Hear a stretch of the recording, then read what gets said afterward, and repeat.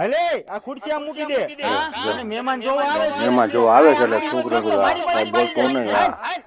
બાપા ઘડીક નથી રહી તને ખબર પડે છે કાઈ છે ભીમભાઈ સારું ને આવો આવો છોકરીવાળા આવી ગયા છે જોવા. છોકરો શું કામ કરે છે પૂછપરછ બધી કરે છે, જોઈ લે.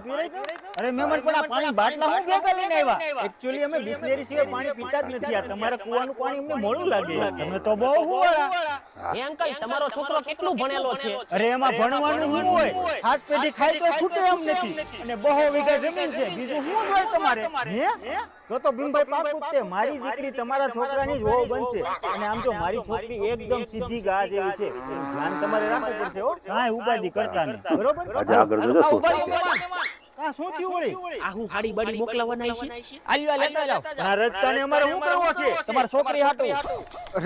આની આરે કઈ દીકરી દેવા? આ તો ગાંડા છે હાવ.